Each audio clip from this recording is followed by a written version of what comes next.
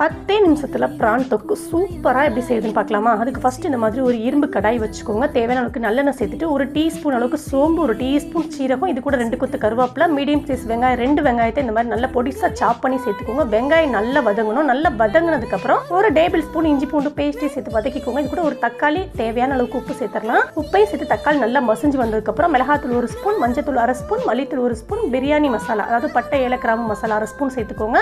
மசாலா எல்லாம் நல்லா எண்ணெய் பிரிஞ்சு வந்ததுக்கப்புறம் நம்ம கழுவி வச்சிருக்கிற ப்ரான் சேர்த்துக்கலாம். 1/2 கிலோ ப்ரான் நான் சேர்த்துருக்கேன். மசாலா கூட நல்லா இந்த மாதிரி மிக்ஸ் பண்ணி விட்டுருங்க. இப்போ நல்லா மிக்ஸ் பண்ணதுக்கப்புறம் பார்த்தீங்கன்னா நம்ம தண்ணி ஊற்றிக்கலாம். ஒரு 1/4 கப்பு மட்டும் தண்ணி ஊற்றுங்க. தண்ணி ஊற்றிட்டு ஒருத்தர் மிக்ஸ் பண்ணி விட்டுருங்க. தண்ணி நிறையா ஊற்றுறீங்கன்னா அதுலேயே வந்து தண்ணி விட்டு ரொம்ப வந்து உங்களுக்கு சொத்தன்னு ஆயிரும். கொஞ்ச நேரத்தில் வெந்துடும். ரொம்ப நேரம் வந்து ப்ரான் வேக தேவையில்லை. இந்த மாதிரி இறக்கும் போது 1/2 டீஸ்பூன் மிளகு தூளும் கொத்தமல்லி தலையும் தூவிட்டு அப்படியே ஸ்டவ் ஆஃப் பண்ணி மிக்ஸ் பண்ணி இறக்குனீங்கன்னா எண்ணெய் பிரிஞ்சு தகன்னு இந்த மாதிரி சூப்பரான ப்ரான் தொக்கு ரெடி ஆயிரும். இதை சூடான சாப்பாட்டில் போட்டு பசங்க சாப்பிட்றதுக்கு அல்ட்டியாக இருக்கும். கண்டிப்பாக ஒரு ட்ரை